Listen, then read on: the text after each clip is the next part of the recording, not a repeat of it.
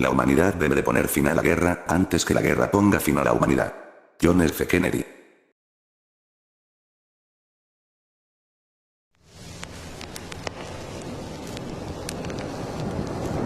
La ciencia ha sido y será muy importante para la humanidad, ya que con ella hemos logrado avances que nos han ayudado mucho y nos hacen tener una vida más fácil, desde los avances tecnológicos que ahora nos permiten usar nuestros autos en la vida cotidiana, hasta los grandes avances médicos que ahora nos permiten tener una mejor salud y no morir de gripe y otras enfermedades como en la antigüedad.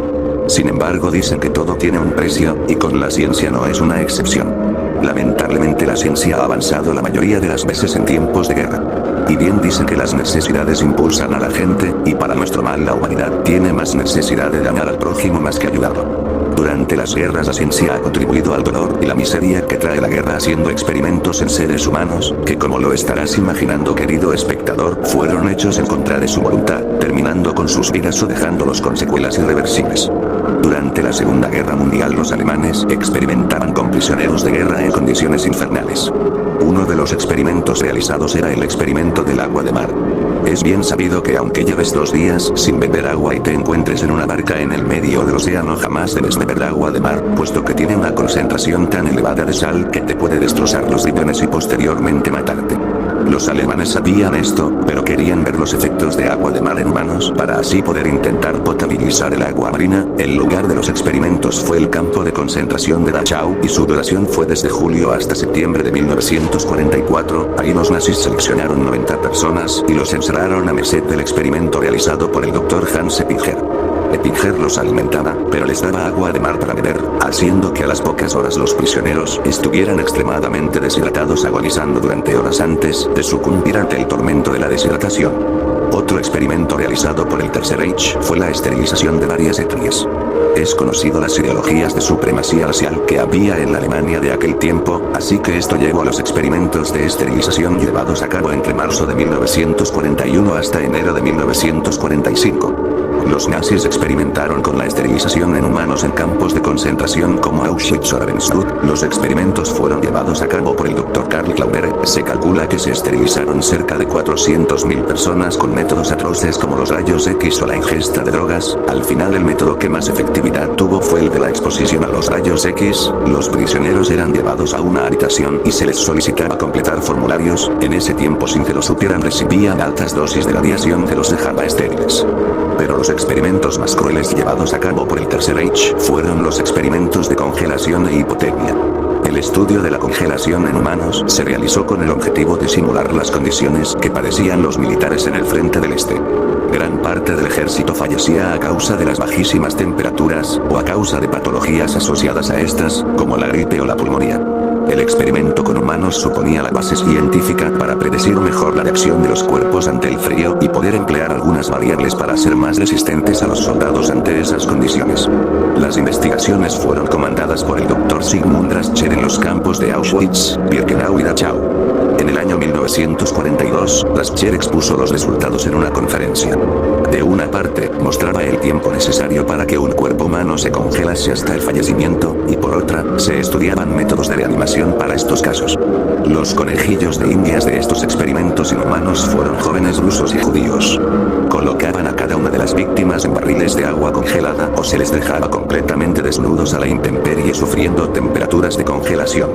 Su temperatura corporal se medía mediante una sonda colocada en el recto. La mayor parte de jóvenes moría al situarse su temperatura corporal por debajo de los 26 grados centígrados. Además, llegado el momento en que perdían el conocimiento y se encontraban al borde de la muerte, los investigadores realizaron diferentes experimentos para tratar de reanimarlos. Estos intentos de resucitación causaban un gran sufrimiento en los sujetos, a quienes se mantenía al borde del colapso durante largos e interminables minutos. Se les situaba debajo de lámparas de rayos ultravioletas que abrasaban la piel, o se les irrigaba agua hirviendo en el interior del cuerpo, práctica que hacía aparecer ampollas, o se les colocaba en tinas de agua que se iba calentando progresivamente.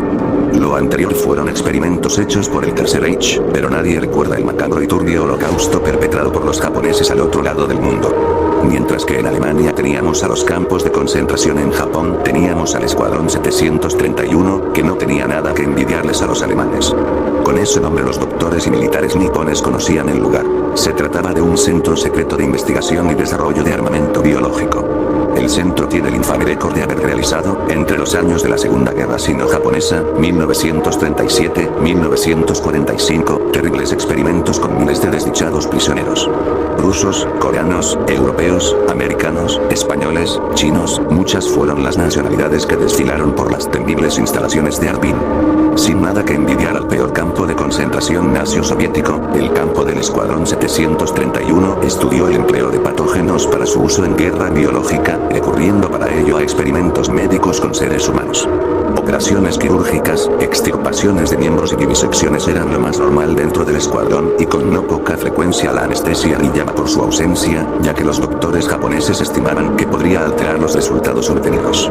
Los prisioneros del Escuadrón 731 recibían el apodo de marutas, maderos en lengua nipona, puesto que los laboratorios se hallaban disimulados como instalaciones madereras. A muchos se les forzó a inhalar gases tóxicos.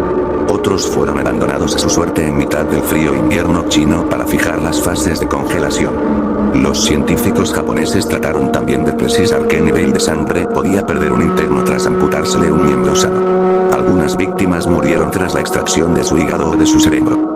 Otros sufrieron experimentos tan absurdos como crueles, por ejemplo, se lllegó a inyectar orina equina en el hígado de algunos prisioneros. Cabe preguntarse, ¿con qué fin? En las temibles instalaciones del Escuadrón 731 se guardaban cadáveres tanto de fetos como de personas adultas, conservados adecuadamente en formol. Asimismo, en el Escuadrón 731 había capacidad para elaborar ingentes cantidades de bacterias de la peste bubónica y de anthrax. Hay que recordar que los japoneses tenían por aquel entonces en mente llevar a cabo ataques bacteriológicos en suelo estadounidense. Afortunadamente para los americanos, las bombas nucleares de Hiroshima y Nagasaki abortaron la ejecución de este plan. El cerebro de estas atrocidades fue el militar Shio Ishii. Licenciado en medicina, tenía un morbo sin límites por la guerra con armamento bacteriológico. En su opinión, la prohibición decretada en 1925 en Ginebra contra este armamento solo podía significar que estas nuevas armas podrían resultar sumamente eficaces y poderosas. En esta línea se las arregló para convencer a Hirohito, emperador japonés, de lo ventajoso que sería el estudio en ámbitos diversos relacionados con la medicina aplicados a la lucha en la Segunda Guerra Mundial. Puesto que el imperio nipón pretendía no conformarse con Manchukuo y ansiaba dominar la totalidad del territorio chino, en 1936 se le dio el visto bueno y se le facilitó financiación más que suficiente. Shiro Ishii se encargó de la construcción de una línea de ferrocarril, laboratorios, una pista de aterrizaje, instalaciones quirúrgicas, hornos de cremación, instalaciones de ocio para los soldados y hasta un templo sintoísta. Ishii llegó a decirles a sus subalternos que la misión última de un médico era frenar y curar enfermedades, pero que en esta ocasión la tarea que iban a desempeñar sería justo la contraria. No bromeaba. Se calcula que en China, los experimentos para propagar la peste bubónica, el anthrax y el cólera mataron a cerca de 500.000 de personas. Cabe destacar que desde el cuartel general del Escuadrón 731 y bajo supervisión directa de Ishii se organizaban varias unidades dependientes similares a lo largo y ancho de toda la zona de Asia bajo ocupación japonesa. Estos centros tenían a su vez su especialización. Uno estudiaba la peste bubónica, otro la propagación de bacterias tifoideas o de la disentería, otro exploraba la respuesta del ser humano ante la inanición y el agua, etc. Tras el fin de la Segunda Guerra Mundial, Ishii les exigió a sus subalternos que el secreto debían llevárselo consigo a su tumba. Los hombres bajo el mando de Ishii recibieron dosis de cianuro para tomar durante su ida a Japón, en caso de ser apresados por los aliados. Lo cierto es que los propios aliados contribuirían a que el denominado como Holocausto Asiático pasase desapercibido, relegando al olvido masacres cruentas como la de los habitantes de Nankín en 1937, con más de 300.000 muertos a manos del ejército invasor nipón. Douglas MacArthur, el comandante supremo aliado en el Pacífico, les dio inmunidad a los doctores japoneses a cambio de que le facilitasen a Estados Unidos los resultados obtenidos con sus inhumanos experimentos. En los tribunales de guerra que se formaron en Tokio tras el fin de la Segunda Guerra Mundial, nunca llegaron a juzgarse las atrocidades del Escuadrón 731. Tan solo la Unión Soviética procesó a unos pocos implicados en el conocido como proceso de Jamarovsk, 4 años después de la guerra, en 1949. De esta manera, gran parte de los responsables del Escuadrón 731 consiguió volver sin complicaciones a Japón y muchos llegaron a ser médicos y políticos de renombre. Para más INRI, fueron pocos los que expresaron su arrepentimiento por su implicación en el ocaso de sus vidas. Durante los conflictos bélicos los combatientes llegan a cometer crímenes en contra de la población civil. Esto debido a que en tiempos de guerra, tienen la oportunidad de cometer vejaciones y actos aberrantes que no podrían permitirse hacer en tiempos de paz. Estos inmorales actos se les conoce como crímenes de guerra, y han sido cometidos en varios conflictos por gran cantidad de ejércitos. Uno de los ejemplos más conocidos de crímenes de guerra fue en la extinta Yugoslavia durante la Guerra de los Balcanes, ocurrida en los años 90. Una muestra del horror vivido en la Guerra de los Balcanes fue el general Ratko Mladić, mejor conocido como el carnicero de Bosnia. ¿Pero qué hizo este hombre para que lo llamaran así?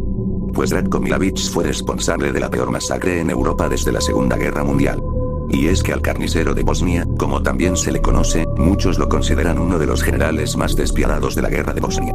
Fue comandante de las fuerzas serbo-bosnias durante el conflicto que desangró los Balcanes entre 1992 y 1995.